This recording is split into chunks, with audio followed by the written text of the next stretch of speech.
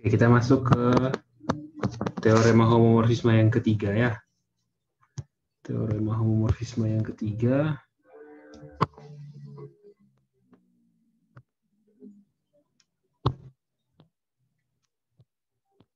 Oke, kita masuk ke teorema 436 ya.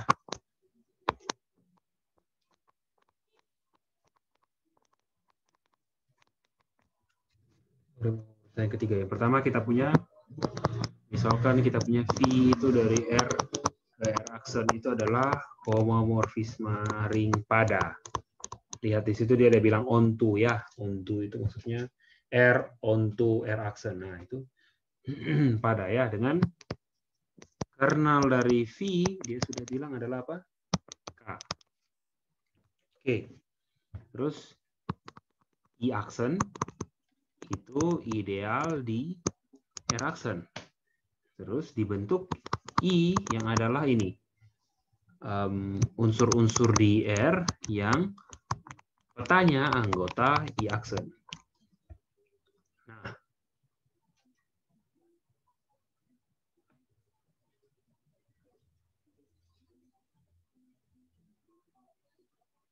dari sini yang kita tunjukkan apa? Yang pertama akan dibuktikan apa? I itu ideal di R. Ini sudah ya, Anda sudah tunjukkan di teorema korespondensi. Jadi saya tidak tunjukkan lagi. Yang kedua ini, R per I isomorfik dengan R aksen per I aksen.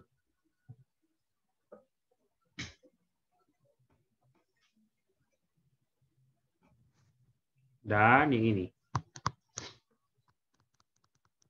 Jika K ideal di R dan K subset I, maka ini R per I isomorfik dengan R per K per I per K.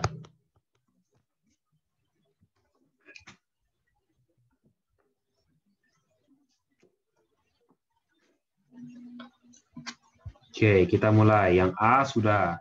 Sekarang kita cukup tunjukkan yang B. Kita mulai yang B ya. Kita definisikan, lihat ya. Kita buat pemetaan ini. C dari R ke R aksen, I aksen. Caranya apa? Kita kirim unsur di R ke ini. Ke C dari R. C dari R itu kita kirim adalah ini, ke ini. Ke VR I aksen. Oke. Sama seperti yang sebelumnya. Yang pertama kita tunjukkan sip C itu fungsi. Yang kedua kita tunjukkan bahwa sip C-nya itu adalah selain fungsi, C-nya adalah homomorfisme ring. Yang ketiga C itu adalah homomorfisme pada. Terus yang keempat nanti final statement ya. R per I isomorfik dengan R aksen. Oke. Yang pertama, tunjukkan kalau V adalah fungsi.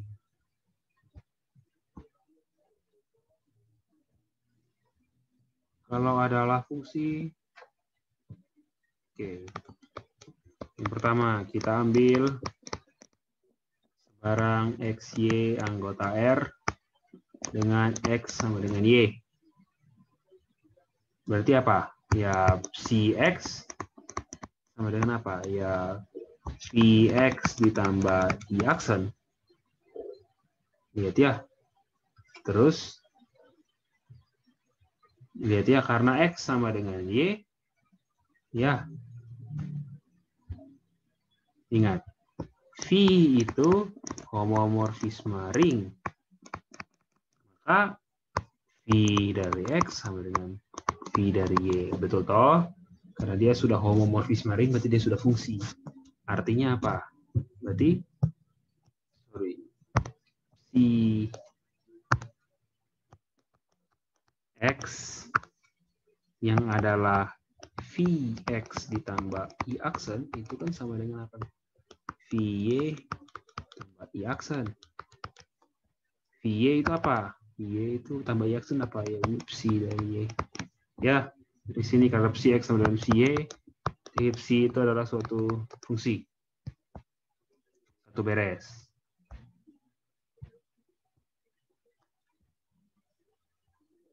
Nomor 2, tidak sulit ya. Kalian bisa tunjukkan homomorfisme ring, penjumlahan dan perkalian. Terus homomorfisme pada beres. Nah, ini yang keempat, final statement kita gunakan ini. Kita tunjukkan ini. Kernel dari sub C adalah I. 1, 2, 3 saya serahkan ke kalian. Sekarang kita ke yang 4. Oke. Kita bagi 2. Yang pertama kita tunjukkan apa? Kernel psi subset I. Dan yang kedua apa? I subset dari kernel psi. Kita mulai dari yang A. Ambil sebarang X anggota kernel psi. Maka apa? Psi dari X itu sama dengan apa? 0 dari R aksen per I aksen kan? Yaitu apa? I aksen. Tapi berdasarkan definisi pemetaan, psi dari X apa? Psi dari X itu apa? Vx ditambah I aksen. Ya kan? Berarti dari 1 dan 2 kita punya apa? Kita peroleh apa? Vx ditambah I aksen sama dengan I aksen. Berarti kita punya apa? Vx anggota I aksen. Nah, kalau Vx anggota I aksen berarti apa nih? Ingat tidak? Definisi I-nya tadi apa? I-nya adalah unsur-unsur di R. Lihat ini ya. I adalah unsur-unsur di R yang petanya di I aksen. Lihat, X ini petanya dari I aksen. Berarti apa? Berarti kita punya X anggota I. Karena X anggota I untuk sebarang X anggota dari kernel V, berarti kita punya kernel psi, Yang kedua, I subset kernel psi. Ambil sebarang X anggota I. Lihat ya. Psi dari X sama dengan apa? Vx tambah I aksen. Ingat, unsur-unsur di I adalah apa? Lihat ya. X anggota I. Maka apa? V dari X anggota I aksen. Ini berdasarkan apa nih? Definisi dari I. Lihat yang di atas tuh. Berarti kita punya apa? Berarti psi X yang adalah Vx ditambah I aksen karena ini ya. Karena Vx anggota I aksen, berarti apa? Ini sama dengan I aksen. I aksen itu apa? 0 dari R aksen. Berarti apa? Kita punya I subset kernel psi. Kernel psi bukan kernel V ya. Nah, dari sini kita dapat kesimpulannya apa? Dari A dan B, berarti I sama dengan kernel dari psi. Oke. Sudah kan? Kita sudah dapat kernelnya. Ingat, yang ini tadi apa? Oke, ini adalah homomorfisme pada. Terus kernelnya adalah I. Berarti apa? Menurut teorema homomorfisme 1 apa? Domain per kernelnya apa? Isomorfik dengan kodomainnya. Selesai ya. Ini gunakan teorema homomorfisme 1. Nah, terus bagaimana kalau yang kedua ini? Ada yang C nih di sini. Sabar dulu. Yang si C ada. Yang B sudah ya. Oh, sorry. Oke, sekarang kita ke yang C.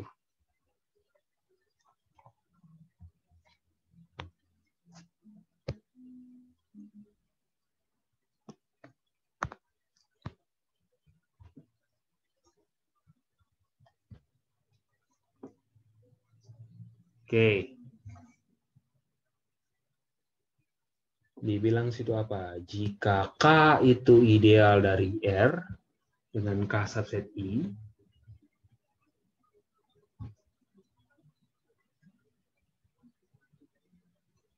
sekarang kita perhatikan. Kita buat V, pemetaan dari R ke R per K. Ya, V pemetaan dari R ke R per K.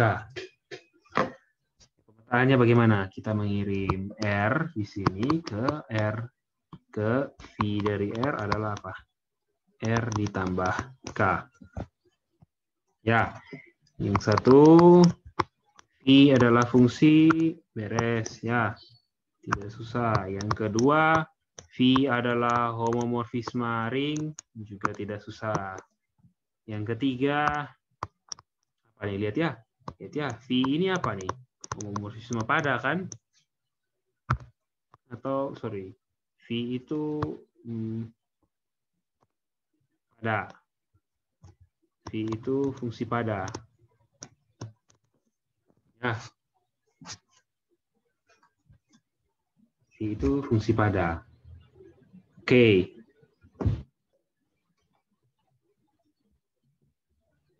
Ini tidak sulit ya.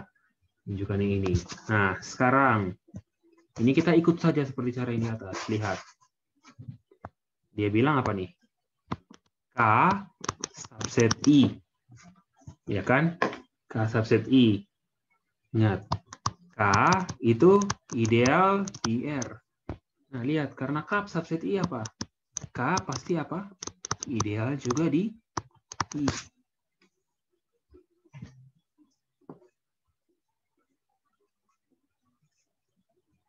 Coba perhatikan. Ya. K subset I.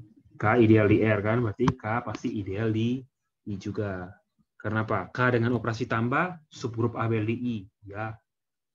Terus kalau dikali dengan I dari kiri dan kanan, unsur di K, pasti ada di I juga. Jadi kita punya K ideal di I. Oke ya. Kita punya K itu ideal juga di I. Nah. Sekarang, lihat. Kita buat ini. Pemetaan. Psi dari mana? R ke R per K per I per K.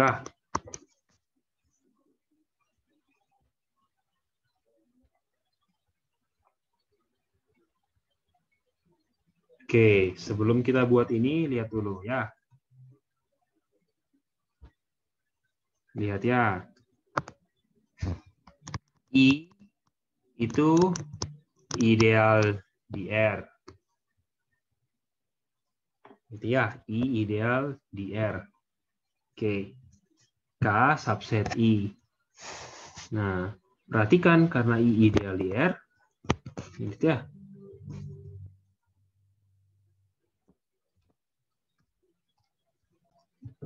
Dari sini kita punya, maka apa? Lihat, I per K. Ini pasti ideal di K. Ini nanti jadi tugas di mana tuh? Tugas di diskusi. Coba tunjukkan. Ini ya. Yaitu apa nih? Pernyataannya ini. Jika R itu ring, I ideal di R, K ideal di R, K subset I, maka ini yang terjadi. Maka apa? Lihat. K itu ideal di R, K. Tunjukkan. Ini. Nah, dari sini kita bisa definisikan ini kan. Ya, karena I itu I per K ideal di R per K. Oke, kita buat apa nih? Mengirim R ke ini. Ke C dari R dengan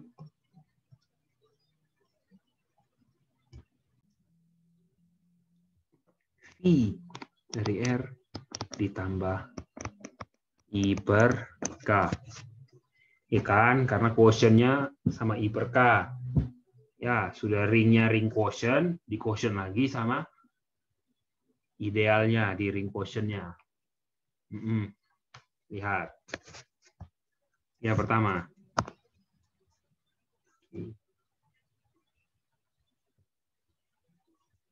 Ya, sekarang perhatikan. Di sini apa nih? V fungsi. Jelas. 2. Psi bukan V. Psi apa? Berdasarkan yang tadi kita buat apa? Psi apa? Homomorfisme ring juga. Jelas. Yang ketiga apa? Psi homomorfisme pada. Oke. Nah, yang keempat apa? Si kernel dari psi adalah apa? I. Ya, kernel dari psi adalah I.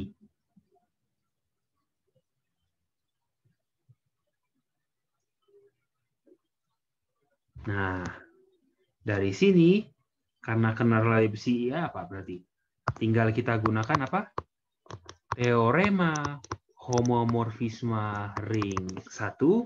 Kita punya apa? Domainnya R per kernelnya I isomorfik dengan kodomainnya.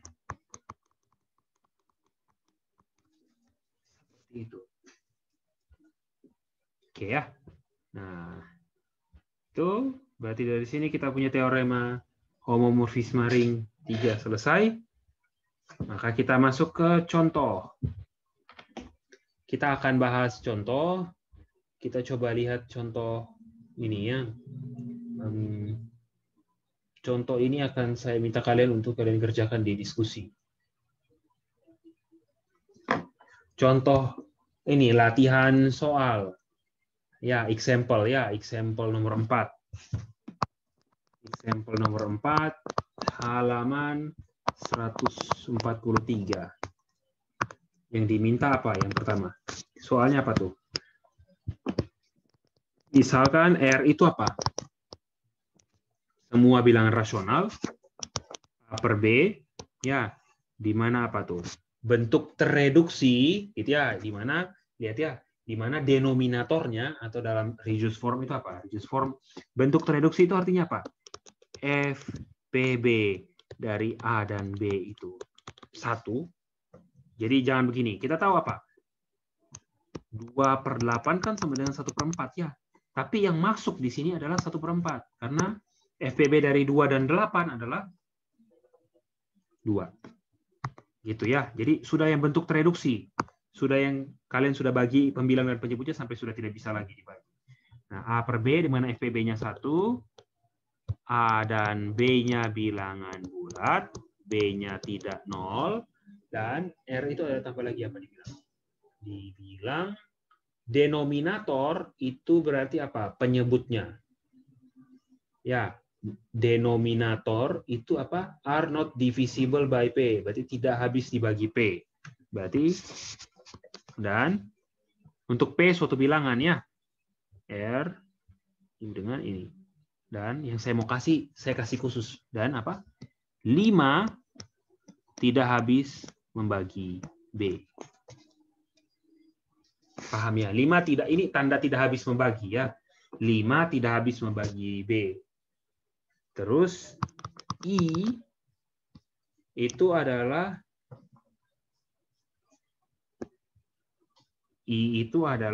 A per B, di mana A per B anggota R. Ya, dia anggota R ya. Dan apa? Numeratornya divisible by P. Berarti apa?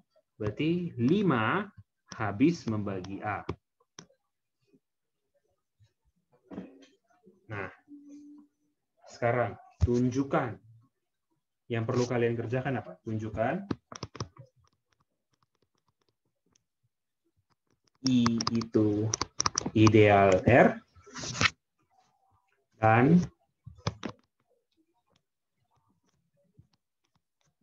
R per I isomorfik dengan Z5.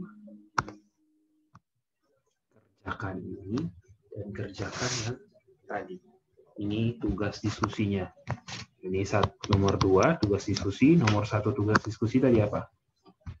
Ini ya. Jika R ring, K dan I itu ideal di R, maka terus K subset I, maka apa? I per K itu ideal di R K. Ini nomor 1. Nah, coba ini saya kasih coba yang 5 ya, yang 5 tidak habis membagi B. Oke, itu untuk kuliah sekarang sekian. Nanti tentang ideal maksimal kita akan bahas di pertemuan 7. Jadi UTS-nya yang kita bahas adalah subbab 1, 2, 3, dan 4. Oke, itu saja kuliah kali ini. Sekian dan terima kasih.